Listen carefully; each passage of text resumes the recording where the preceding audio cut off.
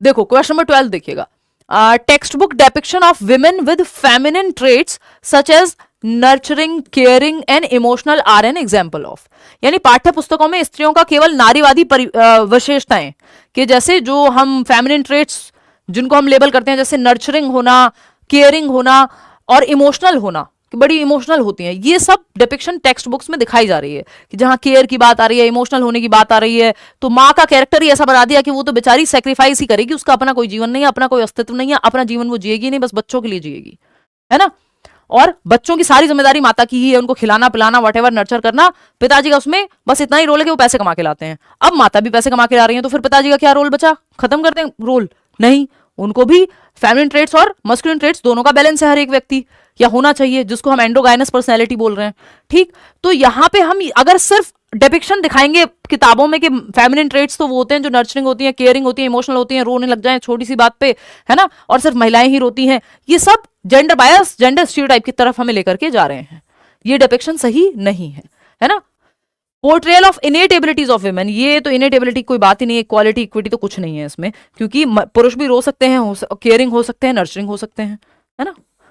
Question number 13 देखिएगा, ये क्या कहता है, critical thinking among students can be assessed by, यानी समालोचनात्मक चिंतन जिसकी बात 21वीं शताब्दी के कौशलों में इसको शामिल किया जाता है, 21st सेंचुरी स्किल्स में क्रिटिकल थिंकिंग को, तो इसका आकलन किस प्रकार किया जा सकता है कि बच्चे सोच रहे हैं, जहां बच्चे के दिमाग पे जोर पड़े, वो दिशाओं में सोचे, वही आंसर आपको इन चारों में से सही मिल जाएगा। सिर्फ रिकॉल एबिलिटी के बेटा याद करके बताओ नाउन की क्या डेफिनेशन होती है, इसमें कोई क्रिटिकल थिंकिंग नहीं है, बस आपका मेमोराइजेशन लगा है ना। फिर आता है एनालाइजिंग देयर इंटरप्रिटेशन स्किल्स, उनके विवेचनात्मक कौशलों की विश्लेषण के द्वारा आप पता लगा पाएंगे कितना बेहतर एनालिसिस करते हैं, सारे पहलुओं को खोल करके समझ पाते हैं, तो उससे समझ में आएगा जितना बेहतर एनालिसिस है जिस बच्चे का, तो क्रिटिकल थिंकिंग वो अच्छी कर पा रहा है, हर एक पहलू से किसी चीज को देख पा रहा है जो क्रिटिकल थिंकिंग में होता है, कि फैक्ट क्या है, ओपिनियन क्या है।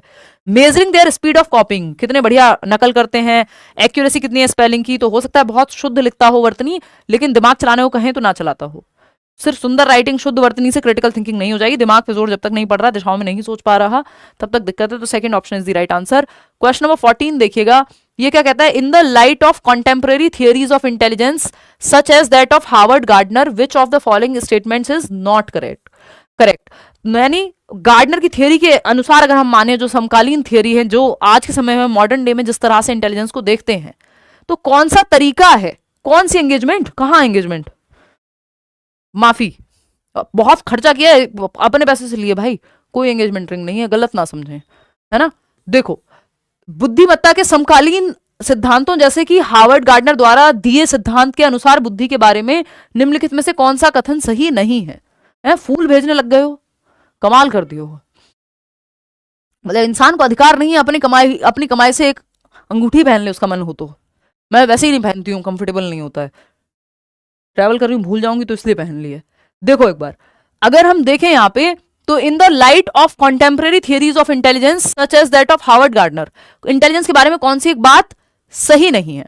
तो intelligence can be accurately predicted by administering standardize test, यही सही नहीं है कि टेस्ट के द्वारा आप इंटेलिजेंस को माप सकते हो, क्योंकि गार्डनर तो कह रहे हैं मल्टीपल तरीके से व्यक्ति इंटेलिजेंट हो सकता है, जरूरी नहीं टेस्ट से ही आप माप सको। वो म्यूजिक में इंटेलिजेंट हो सकता है, वो गार्डन यानी नेचर को समझने में इंटेलिजेंट हो सकता है, ठीक है ना। Intelligence comprises of several independent intelligences, जो कि 8 टाइप्स ऑफ इंटेलिजेंस की इन्होंने बात की भी है, ये सही है, लेकिन हमको गलत चाहिए, नॉट लिखा हुआ है ना। Intelligence is a complex interplay of heredity और एनवायरमेंट का कॉम्प्लेक्स इंटरप्ले है, सही बात है। Intelligence can B nurtured by providing appropriate stimulating environment, अच्छा एनवायरमेंट मिलेगा, बुद्धि को बेहतर किया जा सकता है। तो फर्स्ट ऑप्शन है जो गलत है, और जो गलत है वही सही है, क्योंकि पूछा ही गलत है, नॉट लिखा हुआ है, ठीक है। आगे बढ़ेंगे, क्वेश्चन नंबर 15 देखिएगा, क्वेश्चन नंबर 15 देखिएगा, what are the identifying characteristics of learners with dyslexia, यानी किसी बच्चे को यदि पठन वैकल्य है, डिसलेक्सिया है, तो आइडेंटिफाइंग कैरेक्टरिस्टिक्स यानी उसकी विशेषता क्या होगी, कैसे पहचानोगे बच्चे को? भाई आप टीचर हो, आपको डिसलेक्सिक बच्चे की पहचान करनी है, कैसे पहचानोगे? बताओ फटाफट, जल्दी जल्दी बताओ। Struggle with word recognition, decoding and spelling, हाँ वर्ड्स को पहचानने में, डिकोड करने में, स्पेलिंग समझने में, ये सब दिक्कतें आती हैं बच्चे को। 100 को वॉज पढ़ सकता है, डॉग को गॉड पढ़ सकता है, 6 को 9 पढ़ सकता है, तो ये कई बार रिवर्स में, या जिसको हम कहते हैं में दिखती हैं चीजें उल्टा पढ़ता है, कई बार न्यूक्लियर को अनक्लियर पढ़ सकता है ना, और स्पेलिंग में या रिकॉग्निशन में ब्रेन में उसके इंफॉर्मेशन अलग से प्रोसेस हो रही होती है, तो उसको पढ़ने में कठिनाई होती है। ईशान अवस्थी याद कर लो, तारे जमीन पर।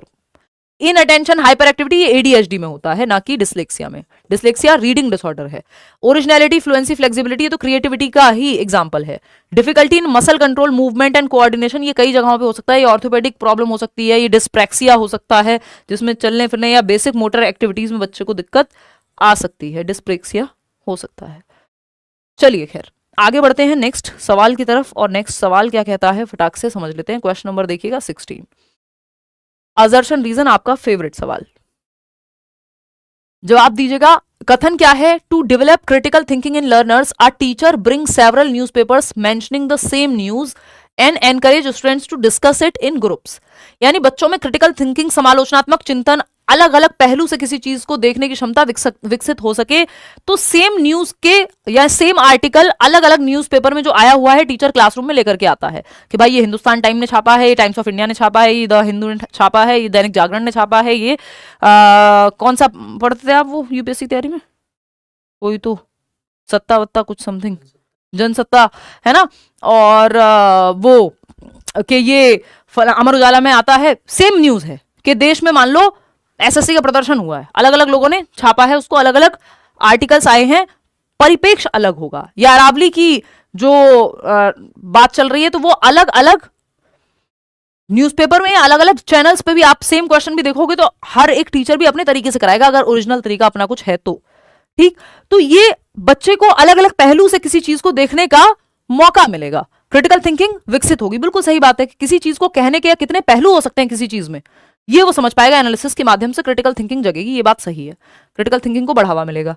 रीजन क्या है इसका? यानी ये तो ट्रू हो गया, रीजन है। अब जब जैसे ये ट्रू हुआ तो अभी तो कोई ऑप्शन नहीं, हटा ही नहीं सकते, सब जगह ट्रू ही है। Text book can be the only source of knowledge in a middle grade. भाई ये न्यूज़पेपर की कटिंग लाने की जरूरत नहीं थी, अगर एकमात्र सर्वो सर्वा जो है टेक्स्ट बुक ही थी। Text book is one of the resources. D emphasize कराना है टेक्स्ट बुक को, ऐसा नहीं है कि एकमात्र सोर्स बना देना है क्लास में। न्यूज़पेपर की कटिंग से लेके और आपके फ्लैश कार्ड से लेके, चार्ट से लेके, एक्टिविटी से लेकर के, वीडियोस से लेकर के, क्लिप्स से लेकर के 50 तरीके से सिखाने के, इंटरनेट के माध्यम से, है ना। एकमात्र तरीका नहीं है, एकमात्र संसाधन नहीं है जो टेक्स्ट बुक है या पाठ्य पुस्तक है, कई सारे संसाधनों में से एक संसाधन है, वन ऑफ द रिसोर्सेज है, नॉट द ओनली रिसोर्स। वैसे भी ये ओनली वाले से तो आपको बचना ही होता है, कल टैग वर्ड्स में भी बताया था, तो ये तो गलत हो गया। तो ए सही है, आर सही नहीं है, तो बोथ तो सही हो ही नहीं सकते किसी भी हालत में, तो ऑप्शन ही एक बचता है, थर्ड ऑप्शन। कितने लोग दे पा रहे हैं? 79% लोग सही जवाब दे रहे हैं। देख रहे हो क्रिटिकल थिंकिंग एक तो आपको डेवलप कराने का एक तरीका पता लगा। क्वेश्चन नंबर 17 क्या कहता है? Question number 17, during discussion on plants a teacher noticed that several students have misconceptions related to this concept. In this context the teacher should। भाई आपने चर्चा करते हुए पाया, पौधों का एक टॉपिक चल रहा है और आपने इस पे चर्चा करते हुए पाया कि बच्चों के बहुत सारे मिसकॉन्सेप्शन या नाइव कॉन्सेप्शन या रॉन्ग कॉन्सेप्शन तो हम उनको नहीं बोलते, ऑल्टरनेटिव कॉन्सेप्शन बोलते हैं, वैकल्पिक अवधारणाएं बनी हुई हैं, सहज अनुभवों के आधार पर उन्होंने अपने पर्सपेक्टिव्स बनाए हुए हैं जो शायद लॉजिकली फैक्चुअली करेक्ट ना हो। तो अब आप क्या करेंगे? डिस्कशन करेंगे, ठीक है ना। Help students identify there misconception and reconstruct their understanding.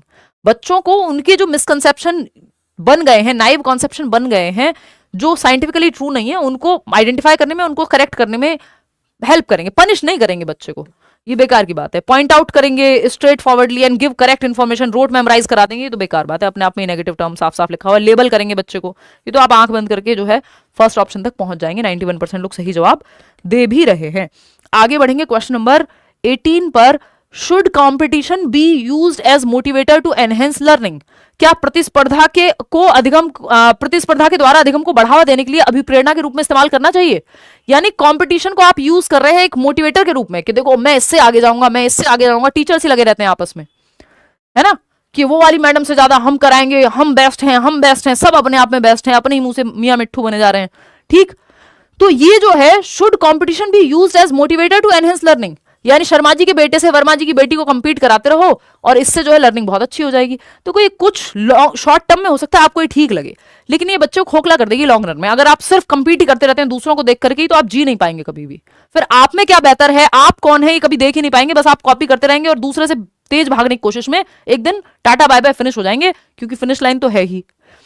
तो ये कंपटीशन को बढ़ावा देना हम अच्छा नहीं मानते। कल ही हमने बात की थी, कोऑपरेशन को बढ़ावा देते हैं हम, कंपटीशन को नहीं। तो yes it helps to compare, especially school के एजुकेशन सिस्टम में, yes it helps to compare या पेडागोजिकल जो लेटेस्ट वेज हैं उनके अकॉर्डिंग हेल्प करने में मदद करता है। नहीं, यस के साथ तो जाना ही नहीं है, कंपटीशन को हम बढ़ावा नहीं दे रहे हैं यहाँ पे, ये तरीका सही नहीं है। No it creates a negative ethos in classroom through unnecessary social comparisons based on ability. ये क्षमता के आधार पे आप बच्चे पे ठप्पा लगा दे रहे हो और नेगेटिव ईथॉस बन रहा है, नकारात्मक एनर्जी बन रही है क्लास में, बच्चे एक दूसरे को देख के राजी नहीं है ना। पता चला किसी बच्चे को धक्का दे दिया, कहीं कुछ कर दिया, किसी बच्चे को नुकसान पहुंचा दिया, क्योंकि कुछ भी करके कॉम्पिटिशन की भावना इतनी ज्यादा है, कट थ्रोट कॉम्पिटिशन, गला काट प्रतिस्पर्धा। भाई आप क्रिकेट मैच भी देख रहे हैं, उसके बाद मैच जब ओवर हो जा रहा है तो दोनों टीम क्यों हाथ मिलाते हुए दिखाई जा रही है? कि गेम है, ये स्पिरिट ऑफ द गेम है, कि टॉलरेट करना आप सीख पा रहे हो, कोऑपरेट करना आप सीख पा रहे हो, अपना बेस्ट दे रहे हो, फिर भी हार सकते हो, हार जीत गेम में लगी रहती है, ये सीख रहे हो। तो हैंडशेक कर रहे हैं, चाहे आपका अंदर से आप रो रहे हो कि वर्ल्ड कप हार गए, तो वो स्पिरिट ऑफ द गेम है। तो क्योंकि उससे फिर क्या होगा, नेगेटिव ईथॉस क्रिएट हो जाएगा अगर हम सिर्फ यही भावना रखेंगे तो। दूसरी जगह भी नो है, बट रीजन क्या दिया है, it can only B use for students with special needs. ये तो बकवास बात है कि सिर्फ स्पेशल नीड वाले बच्चों को कंपीट कराओ, बेकार बात। Second option is the right answer. वैसे भी ये ओनली वाले ऑप्शन से आपको बचना ही होता है, ये कोई किसी का भला इसमें होता नहीं है।